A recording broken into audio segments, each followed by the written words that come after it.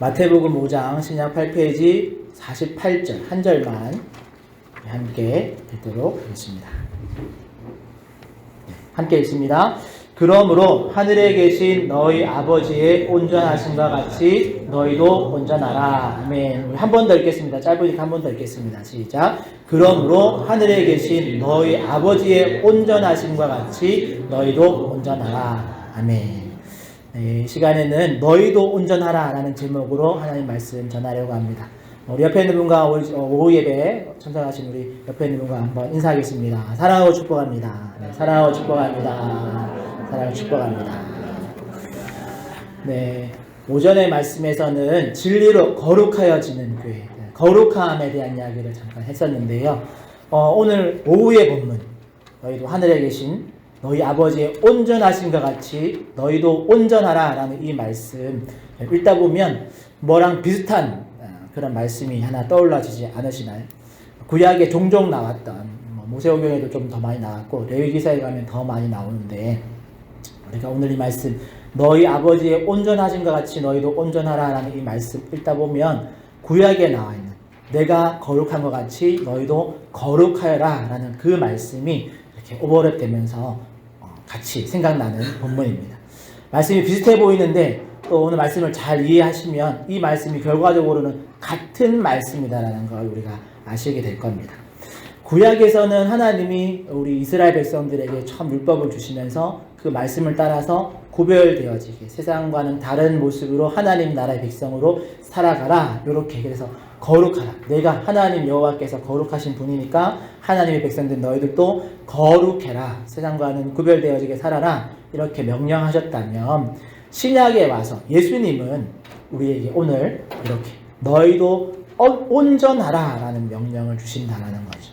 여러분 거룩하라는 명령과 온전하라는 명령이 다소 이렇게 수위의 차이가 있어 보이기도 합니다. 온전하라가 조금 더 수위가 낮아 보이기도 합니다. 어떤 면에서는 하나님께서 구약의 율법 그리고 그런 율법과 같은 어떤 높은 수준의 어떤 신앙의 그런 모습들을 우리에게 요구하시던 그 모습이 신약에 오면서 조금 그 수위를 낮추어서 하나님은 어떻게 보면 이렇게 표현한 것 같아요. 제 표현을 하면 너희들에게 거룩까지는 바라지도 않을 테니까 하나님의 백성의 온전한 수준, 온전한 정도로만 해도 충분하다. 이 정도로 마치 분위기가 조금 이렇게 더 높은 수위에서 조금 낮은 수위로 그 수위를 조절하신 것처럼 보이기도 합니다. 그래서 작년에 저희들 새벽 기도회 때 위가서를 할 때 제가 중반 정도에 한번 그런 언급을 한번 한 적이 있는데요.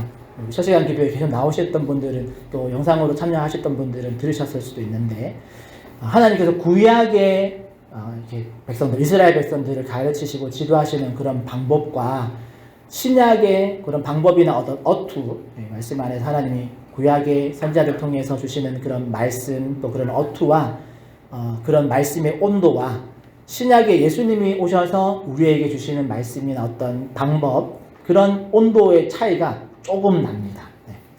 완전히 다른 것은 아니지만 온도 차이가 분명히 조금 있습니다. 그리고 그 중간에 큰 전환이 있었기 때문입니다. 그 전환점이 무엇이냐면 우리가 성탄절 지나오면서 봤던 그런 성육신 하신 예수님의 초림 사건이 구약의 그 무게감 있던 어떤 명령과 메시지들이 신약에서 조금 그 무게감이 조금 덜어지는, 물론 정확하게 덜어진 것은 아니고 색깔이나 온도 차이가 조금 달라진 것인데 그걸 다 복잡하게 설명할 수도 있지만 제 표현을 하자면 이런 겁니다. 구약의 창조주 하나님께서 말씀을 통해서 이스라엘 백성을 이렇게 거룩하게 살도록 가르치시고 이제 인도해 보셨는데 여러분 구약 성경 보면 알지만 계속 이스라엘 백성들이 타락하고 또 회개하고 돌아왔다가 또 타락하고 이런 걸 반복하는 역사지 않습니까? 그래서 하나님께서 구약의 그런 방법에서 신약으로 넘어오시는 중에 성육신 하셔서 이 땅 가운데 인간이 되어서 이 땅에 오신 거잖아요. 그러니까 하나님께서 인간이 되어 보고 나서 특별히 인간의 그 갓난 아기의 모습으로 태어나서 인간의 부모의 돌봄을 30년간 받으면서 크면서 경험해 보신 거죠.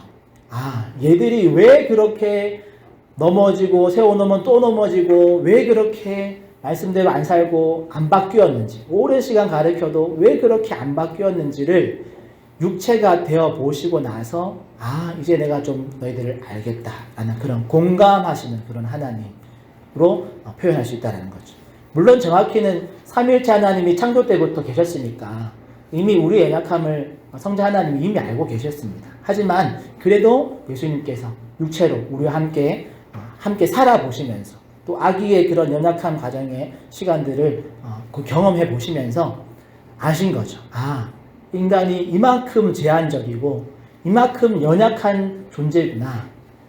그래서 이런 연약함으로 그 죄를 이긴다는 것이 쉽지 않구나라는 것들을 하나님께서 아신다는 겁니다. 그렇게 공감하시고 나서 예수님 이 땅에 오셔서는 그걸 아시는 하나님께서 인간들에게 구약의 하나님처럼 그렇게 강하게 푸시하는 그런 스타일의 말씀보다는 격려하고 위로하고 너희들 이만큼 힘든 줄 아는데 그래도 조금 더 해보자 이런 식의 온전하라 라는 표현을 우리에게 주신다는 거죠. 이것이 어떤 면에서 우리에게 신약 시대를 살고 있는 신약 이후의 시대를 살고 있는 우리에게 큰 은혜가 되어지는 부분이기도 합니다. 그리고 이제 예수님 이후로 성령 시대에 가서는 이게 하나님이 한 발 더 물러서시는 그런 모습을 우리가 볼 수 있습니다. 왜냐하면 성령 하나님은 우리를 도우시는 하나님이시잖아요. 창조주 하나님 우리를 창조하신 분이라면 예수님은 우리를 구원하신 분이시라면 성령 하나님은 우리를 도우시는 하나님이시거든요. 우리를 막 리드해서 우리를 이끌고 가시는 그런 하나님도 되시긴 하지만 성령 하나님의 그 타이틀 안에는 우리를 뒤에서 격려하시고 위로하시고 우리를 보호하시는 우리를 도우시는 하나님의 의미가 훨씬 많습니다.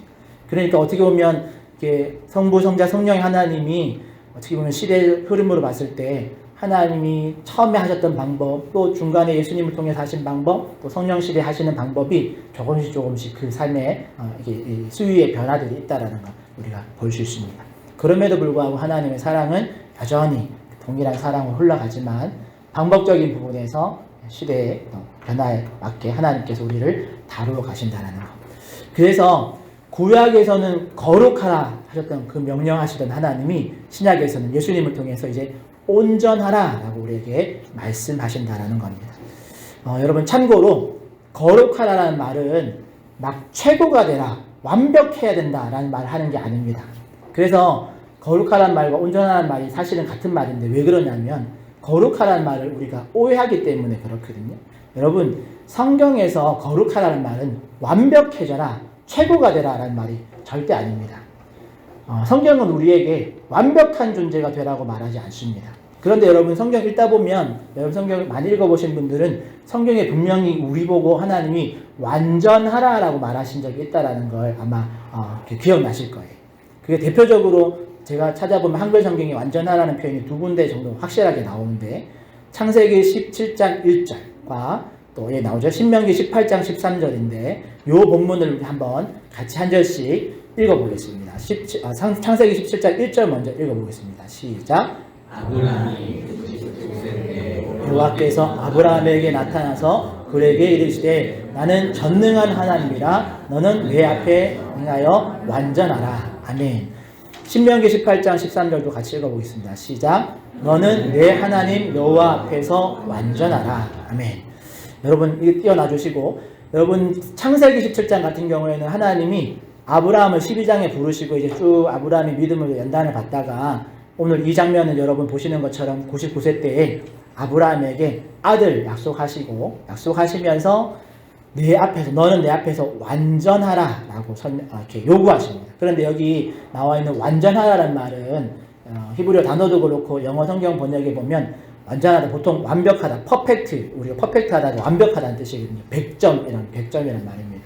그런데 여기서 사용하는 완전하라는 말은 퍼펙트라는 단어를 쓰지 않고 블레미스라는 단어를 씁니다. 이 말은 온전하다, 블레미스의 영어적인 뜻은 떳떳하다, 나무랄 것이 없는, 흠이 없는 이런 뜻입니다. 히브리어 단어에도 온전하다라는 단어는 흠이 없는 이라는 단어이고, 그리고 신명기 18장 13절에 나와 있는 너는 내 하나님 여호와 앞에서 완전하라는 이 표현에서도 동일한 단어 온전하라라는 단어를 쓰고 있다는 거죠. 그러니까 퍼펙트, 완벽해라라고 하나님이 가르치는 게 아니고 온전해라, 거룩하라는 말이 동일한 의미인 거죠. 그래서 여러분 성경에서 말하는 거룩하라는 말은 우리 보고 완벽한 인간이 되라라는 말이 아닙니다. 오히려 연약하고 부족한 그런 것들 투성이지만 하나님의 자녀로 온전한 존재가 되라라고 말하시는 겁니다.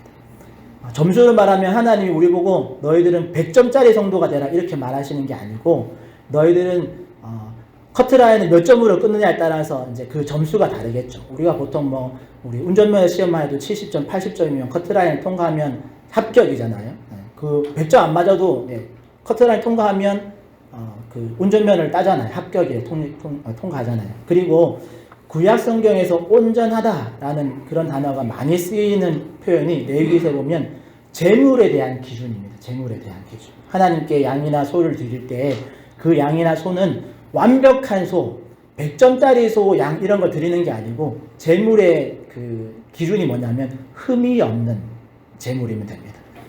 뭐 병들거나 아니면 어떤 지체가 상하거나 아니면 뭐 그 흠이 없는 것 기준에 얼룩얼룩한 것. 흰 양이면 얼룩무늬가 없는 양. 검은 염소면 흰 얼룩얼룩하지 않은 염소. 이런 식으로 이렇게 원톤 이렇게 솔리드 톤 뭐 보통 말하는 그런 것처럼 흠이 없으면 되는 겁니다. 좀 작아도 흠이 없으면 원래 기준에서 흠만 없으면 제물로 드릴 수 있는 겁니다. 그게 온전하다라는 기준입니다. 그러고 보면 하나님이 우리를 구원하시는 오전에도 구원에 대한 이야기 했지만 구원하시는 기준이 여러분 몇 점쯤 될까요? 뭐 성경에 나오지 않습니다. 그런데 제가 말씀 준비하고 또 이렇게 말씀 보다 보면 오늘 우리가 오전에 들은 것처럼 우리를 구원하시는 건 우리의 믿음으로 우리를 구원하시는 거잖아요. 여러분 사실 하나님을 믿는다라는 건 점수로 따지면 100점짜리 커트라인을 하자면 하나님 믿는데 점수가 몇 점 정도 필요할까요? 어떻게 보면 하나님을 믿는다라는 건 사실 점수의 그 측량이 안 되는 수준이거든요. 그런데 하나님은 우리의 어떤 행위나 어떤 업적 이런 것들로 하나님이 몇 점 매겨가지고 넌 50점도 안 되니까 지옥 가고 너는 50점보다 넘어가니까 천국 가고 이렇게 하지 않고 하나님은 그 점수가 수치가 나오지 않는 그 믿음 우리 어떤 행함이나 어떤 행동으로 나오는 어떤 수치가 나오는 어떤 것으로 하나님이 구원을 이루시지 않고 수치가 안 나오는 사실 점수가 확인되지 않는 우리의 믿음을 보시고 하나님이 우리를 천국 백성 삼아주시는 거죠. 이게 여러분 하나님의 엄청난 은혜입니다. 만약에 점수로 우리가 천국 간다면 커트라인이 만약에 30점 막 50점도 너무 많아서 사실 하나님이 구약에 이스라엘 백성들에게 율법 주시고 거기에서 100점 맞으라고 한 게 아니거든요. 커트라인이 있었습니다. 그런데 그 커트라인을 못 미치는 걸 보시고 하나님이 땅에 오셔서 또 인간의 모습으로 살아보시고 커트라인 낮춘 게 뭐냐면 어떤 행위가 아닌 내가 너희들의 구원자라는 것, 하나님이 창조주라는 것, 그리고 그 말씀대로 살면 복 받는다라는 거 그냥 믿기만 해라. 뭐 안 해도 된다. 믿기만 해라. 믿기만 해도 내가 하나님의 자녀로, 하나님의 백성으로, 하나님의 사람으로 너희들을 만들어 갈 테니까 믿기만 해라 라고 하시는 겁니다. 점수가 안 나오는 겁니다, 사실. 그러니까 점수 안 매기고 하나님은 우리를 이미 선택하시고 우리를 하나님의 자녀로 이제 만들어 가시는 거죠. 이게 어떻게 보면 하나님의 큰 은혜입니다. 어쨌든 하나님께서 일단 중요한 거, 오늘 우리가 다루려고 하는 건 점수 몇 점 받았느냐 그게 중요한 게 아니고 온전하다라는 기준은 100점 만점 받으란 말이 아닙니다. 하나님이 정해놓으신 커트라인을 통과하면 그걸로 충분한 겁니다. 막 재물의 얘기가 나왔으니까 재물로 하나님께 드려질 때 막 경쟁을 해가지고 양 중에 최고양, 양 중에 최고 좋은 거. 물론 우리의 마음은 그렇게 양들 중에서 가장 좋은 걸 드리고 싶은 마음은 충분합니다만 법적으로 하나님께서 양 중에 경쟁을 해서 1등 양만 내가 받는다 그렇게 말하신 적이 없습니다.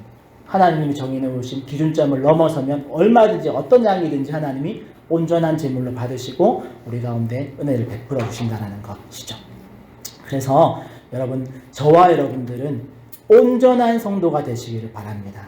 여러분 우리가 막 우리 안에서 경쟁해가지고 뭐 최고의 성도 막 1년에 막 뭐 어떤 MVP 뽑는 그런 식의 우리가 신앙생활을 하는 게 아니고 우리 각자가 하나님 보시기 하나님이 받으시기에 흠이 없는 존재로 주님 앞에 서면 하나님께서 우리를 하나님의 산 제물로 받으시고 우리 예배를 받으시는 줄 믿습니다. 그런데 여러분 그 커트라인 또 낮다라는 것. 그래서 은혜로 우리는 그냥 정말 하나님의 은혜로 구원받은 존재로 그냥 감사하면서 신앙생활 하는 겁니다. 우리가 뭐 점수를 더 받아가지고 하나님께 물론 더 복 받을 수도 있긴 하겠지만 더 받으려고 우리가 어떤 열심을 내는 게 아니고 내가 뭐 시도하지도 않았는데 하나님이 그냥 내가 하나님 믿는다고 하니까 하나님이 자녀 삼아주시고 하나님의 은혜를 베풀어 주시는 것. 그렇게 감사해서 우리가 신앙생활을 더 열심히 하는 거죠. 그런 은혜에 감사해서. 자, 그리고 그렇게 온전한 존재가 되는 방법이 오늘 마태복음 5장, 여러분 5장 펴고 계시니까 그 5장 전체에 온전한 존재가 어떻게 되는지를 구체적으로 기록해 놓았습니다. 특별히 5장뿐만 아니라 여러분 잘 아시는 것처럼 마태복음 5장에서 7장까지가 이 세 장이 우리가 보통 산상수훈이라고 하는 말씀이거든요. 산상수훈, 예수님께서 산에서 교훈하셨다. 네, 그래서 산상수훈 이렇게 되어져 있는데 제가 이 마태복음 5장, 7장을 나중에 기회가 되면 산상수훈을 한번 주제로 말씀을 좀 같이 나눌 수 있게 될 텐데 저는 이 5장에서 7장을 뭐라고 보통 설명하냐면 저자직강으로 하신 강의라고 설명합니다. 이게 무슨 말이냐면 여러분 마태복음 5장부터 7장까지는 예수님이 직접 구약의 율법을 설명해 주신 겁니다. 구약의 율법 하면 모세오경이 될 수도 있고 그걸 더 압축하면 레위기와 신명기의 율법, 법전을 예수님이 구약에는 하나님이 법전을 이렇게 우리에게 말씀을 주셨다면 신약에는 예수님이 그 레위기와 신명기의 법을 그 당시에 신약 시대 당시에 백성들이 지킬 수 있는 삶의 규범으로 그리고 그 법의 율법의 그 의미들을 잘 풀어서 하도 구약에 이스라엘 백성들이 그 율법을 오해를 하니까 예수님이 직접 이 땅에 오셔서 저자직강으로 하나님이 쓰신 그 말씀을 저자직강으로 제자들에게 5장부터 7장까지 풀어서 설명해 주신 겁니다. 그러니까 어떻게 보면 복음서에 나와 있는 예수님의 많은 말씀들이 있지만 이 산상수훈의 말씀이 너무너무 중요한 또 우리가 바르게 잘 이해해야 하는 그런 말씀이죠. 그리고 특별히 구약에 있는 그 율법과 이 산상수훈에 나와 있는 여러 가지 이 법들을 여러분 잘 이렇게 연결시켜 보면 연결되어져 있습니다. 구약의 어떤 법으로 어떤 행동으로 규범으로 만들어진 것들이 왜 그렇게 하라고 했는지가 이제 산상수훈에 보면 산상수훈의 말씀으로 그 의도 하나님의 원래 의도가 산상수훈에 잘 녹아져 있습니다. 그래서 뭐 5장부터 7장까지 다 말할 수는 없고 오늘은 5장 끝절만 우리가 읽었으니까 5장만 간단하게 설명을 드리면 5장의 큰 주제 여러분 성경책 펴고 계시니까 소제목 같은 거 보시면 됩니다. 앞에 부분에서는 팔복의 말씀이 나오죠. 팔복의 말씀. 가난한 자, 이렇게 가난한 자는 복이 있나를 시작해서 나오는 팔복의 말씀이 나옵니다. 그래서 복된 자가 어떤 사람인가에 대한 기준점에 대해서 정리를 해놓으시고 구약의 율법에서는 여러 가지로 말했지만 결과적으로는 8가지의 복을 받을 수 있는 상태나 모습을 설명을 해주셨고 그 다음에 나오는 것이 세상의 소금, 세상의 빛으로 살라라는 말씀이 나옵니다. 그리고 그 다음에 나오는 것이 예수님께서 율법을 완전하게 하려고 왔다라는 말씀을 하시죠. 완성시키려고 율법을 완성시키려 왔다라고 말합니다. 그리고 중간에 나오는 건 노하지 말 것. 그 다음에 누군가를 미워하는 것은 살인한 것이라고 말씀하시고 간음하지 말라라고 말하시면서 누군가를 보고 음욕을 품는 것은 이미 간음했다라고 말씀하시고 맹세하지 말라라고 말씀하시고 악한 자를 대적하지 말라라고 말씀하시고 마지막 부분에서는 원수를 사랑하며 너를 박해하는 자를 위해서 기도하라라고 가르치는 말씀이 5장의 말씀입니다. 그리고 이런 여러 가지 명령 끝에 결론적으로 말하는 게 뭐냐면 너희는 내 하나님 앞에서 온전하라라고 가르치시는 거죠. 그러니까 앞에 있는 내용들을 전체를 말씀하셨지만 그 말씀을 못 지킨다고 점수가 모자란다고 커트가 당하는 게 아니고 그 말씀을 통해서 너희들이 온전하게 세워져야 된다라고 말하는 겁니다. 그리고 하나님께서 거룩하신 것처럼 너희도 거룩하라. 하나님께서 온전하신 것처럼 너희도 온전하라 하는 말씀을 주시면서 레위기의 그 수많은 율법을 이제 산상수훈의 법으로 이렇게 다시 재정립해 주시는 그런 모습을 볼 수 있습니다. 그래서 여러분 율법에 있는 여러 가지 법과 산상수훈에 나와 있는 예수님이 새롭게 설명해 주신 그 법을 비교를 해보면 어떻게 보면 구약의 율법을 다 지키는 것보다 이 산상수훈에 나와 있는 말씀을 지키는 게 조금 더 수월합니다. 그리고 예수님께서도 그 지키기 어렵다고 생각한 그 율법 말고 그 의도를 다시 잘 설명해 주시면서 너희들 요렇게는 할 수 있지, 요렇게 이제 다시 설명해 주신 거죠. 그리고 이렇게 산상수훈에 보면 우리의 마음에 대한 이야기도 많이 나옵니다. 우리의 행동도 물론 이렇게 행해야 된다라고 말하시지만 아까 말한 노하는 건 살인한 거고 음욕을 품는 건 가늠한 거고 이렇게 우리의 마음을 어떻게 품느냐에 따라서 하나님이 그것을 가지고 우리를 이렇게 판단하신다라는 걸 말씀해 주시면서 우리의 행동도 물론 중요하지만 그것의 시작점인 우리의 마음을 잘 지키고 다스리고 우리의 마음을 이렇게 변화시켜 가는 것, 이것이 중요하다는 것을 우리에게 설명해 주고 있습니다. 결국 성경이 말하는 온전하라라는 이 말씀은 우리를 완벽한 존재가 되라고 하는 것이 아니다라는 것 여러분 꼭 기억하십시오. 하나님의 자녀로서 온전한 상태가 되면 되는 겁니다.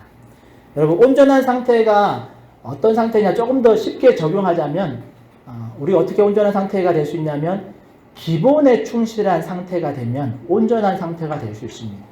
여러분 기본기만 잘해도 온전한 성도, 온전한 신앙의 모습을 지켜나갈 수 있습니다. 뭐 예를 들면 온전하라는 게 이런 겁니다. 5살 난 아이에게 그 아이가 막 한글을 유창하게 하고 막 한글을 막 다 쓰고 이렇게 되라고 가르치지 않고 5살 난 아이는 5살이 할 수 있는 것을 하면 온전한 상태입니다. 반대로 중학생이 됐는데도 아직 더하기 빼기를 잘 못하고 있다면 그건 온전한 상태가 아닌 거죠. 중학생은 중학생다운 모습을 가지고 있으면 그 아이는 온전한 상태입니다. 신앙의 수준도 그와 비슷합니다.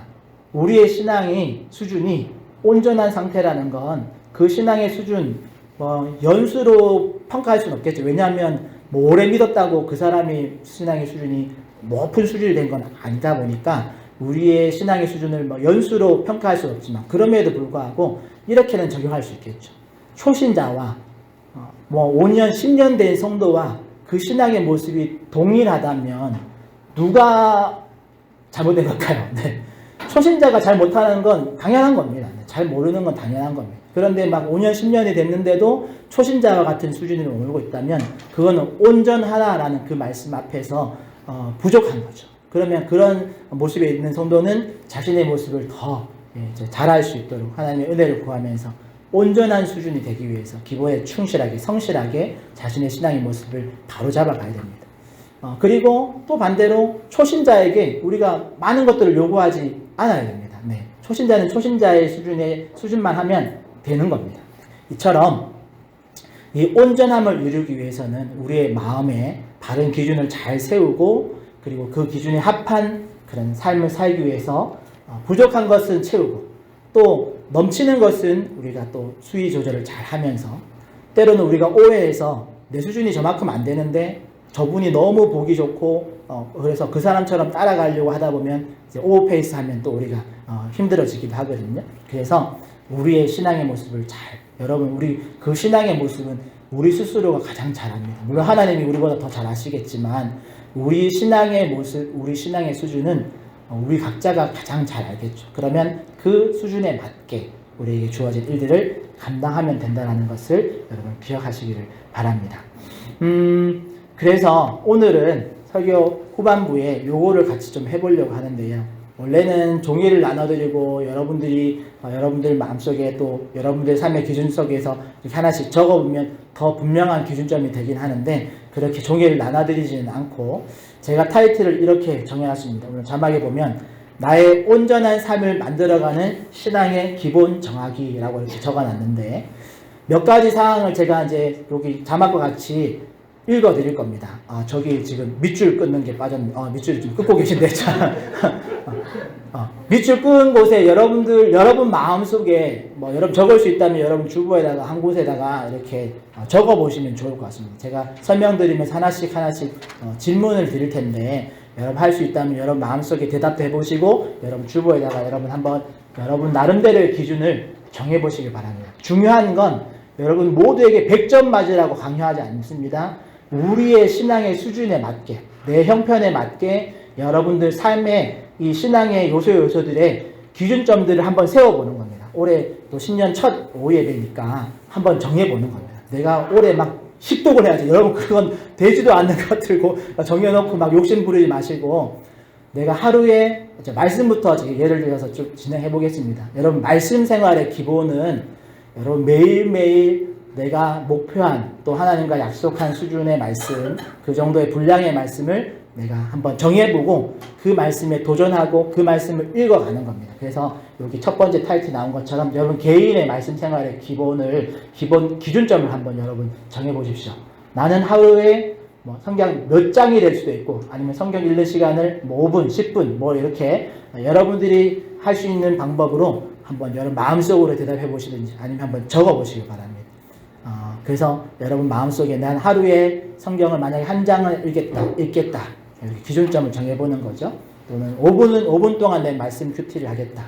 시간 여유가 있는 분들은 10분, 30분 이렇게 하실 수도 있는데 여러분 한 장이 되든 한 절이 되든 1분이 되든 여러분 괜찮습니다. 여러분들이 할 수 있는 수준에서 마음속으로 한번 정해보십시오. 기본 미니멈을 정하는 겁니다. 미니멈. 내가 시간에 대해서 한 장 이상 읽을 수 있으면 그날은 2장 읽고 3장 읽어도 은혜 되면 10장 30분 1시간 읽어도 괜찮습니다. 그런데 미니멈 최소치 내가 하루에 이것만큼은 성도된 자로서 내가 하루에 말씀을 한 구절이라도 읽어야지 그런 마음으로 여러분 마음속에 한번 정해보시고 공동체의 기본을 제가 적어놨죠. 공동체의 기본은 우리가 말씀 생활하는 것의 공동체의 기본은 예배에 참석하는 겁니다. 그리고 설교의 말씀에 귀 기울이는 겁니다. 그런 자세가 우리에게 있어야 된다는 겁니다. 오전에도 말씀드렸지만 막 주일 성수한다고 52주 다 안 나오면 천국 못 가고 그런 거 아닙니다. 그렇지만 우리의 마음의 자세 내가 예배에 꼭 올해는 내가 우리 예배에 잘 참석해야겠다.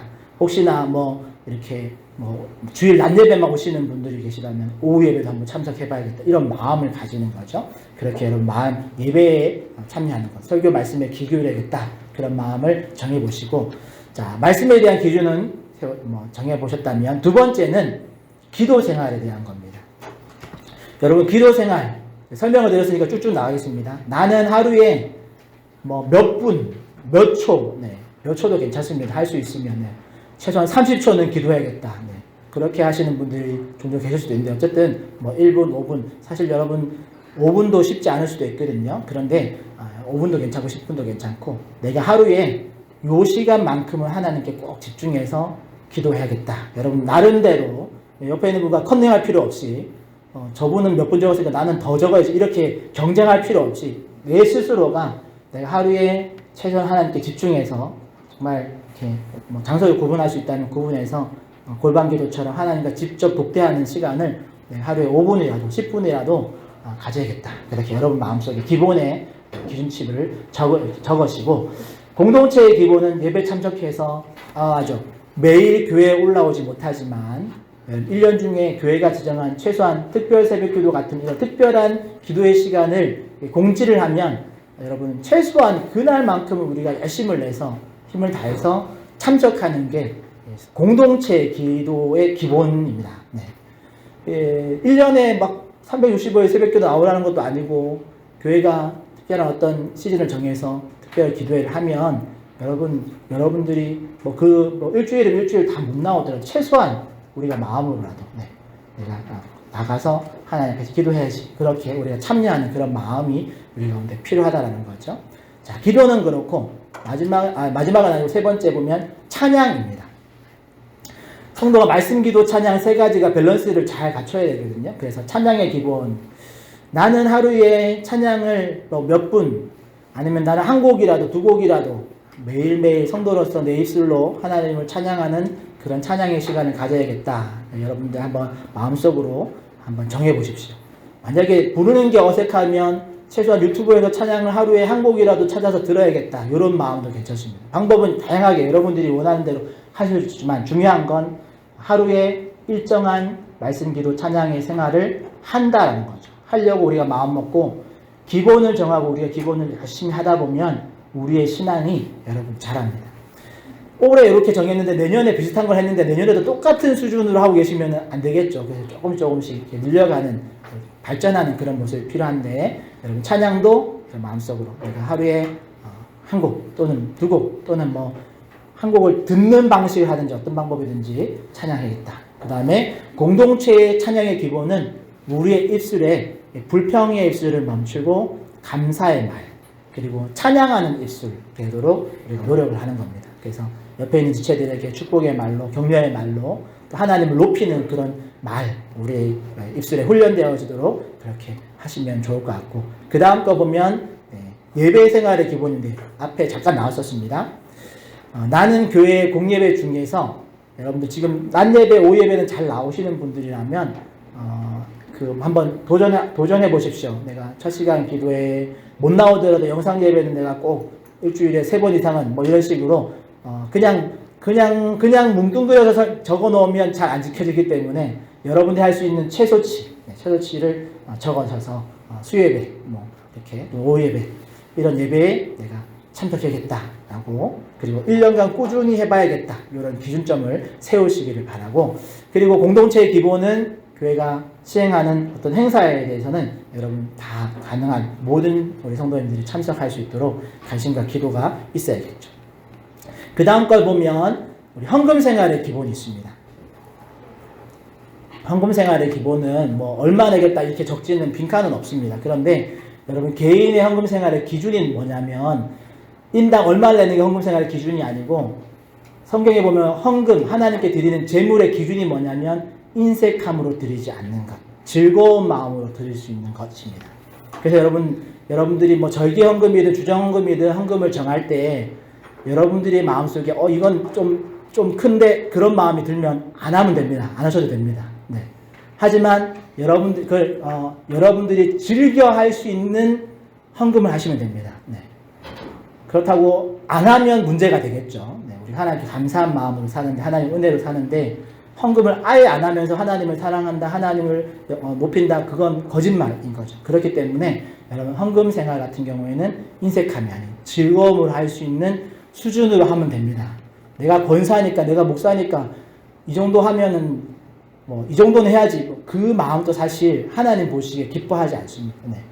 하나님이 가장 기뻐하는 건 즐겨 드리는 마음. 네. 가부에 드렸더니 왜 하나님께서 기뻐 받으셨냐면 그 마음이 즐겨 드렸기 때문입니다. 뭐 일단 그래서 인색하지 않는 그 수준으로 여러분 헌금하시면 되고, 공동체의 기본은 교회가 특별한 어떤 사안을 두고 실시하는 어떤 특별한 헌금들이 있습니다. 그런 부분에 여러분들 관심을 가지고 참여하는 게 기본입니다. 기본, 네. 미니멈입니다. 네. 절기 헌금도 여러분 참여하는 게 기본입니다. 기본. 네. 그러니까 얼마 하는 거는 여러분들이 알아서 하시고, 하지만 최소한 어떤 행사나 또 특별한 헌금을 목적할 때에는 여러분들이 다 참여하는 게 기본이라는 거. 그 다음에 보시면 봉사생활의 기본이 있습니다. 이제 몇 개 안 남았으니까.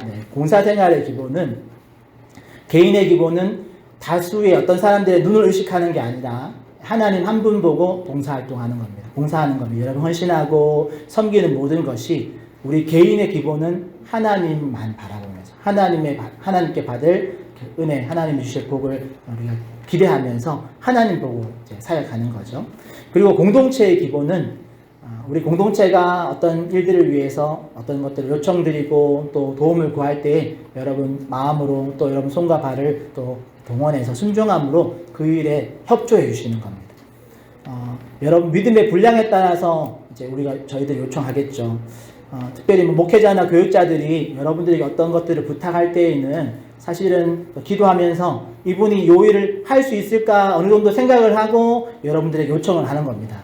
할 수 없는 분한테 저희들이 막 어떤 걸 요청하지 잘 않겠죠. 그래서 어느 정도 저희들이 이제 생각을 하고 요청 드리는 거니까, 여러분들 봉사활동 할 때 뭐 교육자나 이런 사람들이 여러분들이 요청을 하면, 부탁을 드리면 여러분 가능한 허락해 주시고 순종하는 마음으로 따라 주시는 것이 공동체의 기본입니다. 또 다르게 말하면 여러분들이 할 수 없는데 그냥 괜히 욕심이 나서 저 사람 저거 하다가 복 받았으니까 나도 저거 해봐야겠다 이런 식으로 이제 달려들면 사실은 조금 교육자들이 피곤합니다. 네, 왜냐하면 저분은 저걸 할 수 없는데 괜히 저분이 욕심을 부려서 어떤 걸 하려고 하다 보면 이게 공동체에 덕이 되지 않는 상황들이 종종 발생할 수 있거든요. 그래서 봉사활동의 공동체의 기준은 교육자들이 부탁하는 것들을 순종함으로 잘 따라주시는 것이 봉사활동의 공동체 기준이다라고 생각하시면 될 것 같고, 마지막 전도생활의 기본이 있습니다. 여러분, 전도생활의 기본은 우리 안에 그리스도인 되어짐, 하나님의 자녀 되어짐에 대한 부끄러움을 가지 않는 겁니다. 네. 그래서 예수 그리스도를 믿는 것을 자랑스럽게 여기는 것. 성경 말씀되어 있죠. 내가 너희들이 사람들 앞에서 나를 부인하면 나도 하나님 앞에서 너를 부인하겠다라는 말씀. 그 말씀이 어떻게 보면 쉬운 말씀이지만 잘 생각해보면 엄청 무서운 말씀입니다. 네. 그래서 전도 생활의 기본은 하나님을 부끄러워하지 않는 것. 그리스도인 됨을 부끄러워하지 않는 게 기본입니다. 네. 그리고 나중에 조금 더 이제 높아지면 자랑스러워하는 것. 자랑스러워지면 이제 더 높아지면 사람들에게 이게 전하게 되어지겠죠. 어쨌든 전도 생활의 기본은 내가 그리스도임을 부끄러워하지 않는 것. 여러분, 화정충영교회 성도라는 걸 여러분 절대 부끄러워하시면 안 됩니다. 이게 기본입니다. 네, 기본. 누가 물으면 교회 다녀나 화정충영교회 성도예요, 이렇게 당대하게 말할 수 있는 게 기본입니다. 그래서 그 기본을 개인적으로 잘 지키시고, 공동체의 전도 생활의 기본은 기회가 주어질 때, 어떤 요청이 있을 때, 이제 우리 3월에 계약하면 전도팀도 하고 이런 식으로 전도할 수 있는 기회들을 가질 텐데, 그럴 때 여러분들이 함께 참여해서 복음을 전하는 우리의 입술을 이제 사용하는 거죠. 그게 공동체 전도의 기본입니다. 제가 쭉 다룬 이런 요소들은 절대로 여러분 어떤 100점을 향해서 나가지 않습니다. 그냥 여러분들 미니멈, 여러분들이 할 수 있는 수준에서 여러분 스스로가 목표 기준점을 정하고 하나님 앞에서 부끄럽지 않는 모습으로 그렇게 우리가 매일매일 그 기준에 맞춰서 우리가 신앙생활을 쌓아가는 것. 그게 우리 신앙생활의 온전함을 이루는 아주 중요한 기준이 된다는 것. 우리가 꼭 기억하시기를 바랍니다. 정리하면 하나님은 우리 보고 완벽한 그리스도인 되라고 말하신 적이 없습니다. 하나님은 단순히 온전해라. 네. 그냥 우리 집에 띄워놓는 우리 아이들처럼 그냥 건강하게 시식하게만 잘 자라라. 그거면 된 겁니다. 5학년짜리에게 5학년짜리 수준만 알면 됩니다. 5학년짜리에게 막 대학생 박사의 수준을 요구하지 않습니다. 그것처럼 하나님께서 우리의 신앙을 누구보다 잘 알고 계시기 때문에 우리의 모습에서 온전하게, 하지만 멈춰있지 말고 조금씩 자라가라 라고 우리에게 요구하신다는 거죠. 그리고 그 온전함의 기준은 기본에 충실한 것.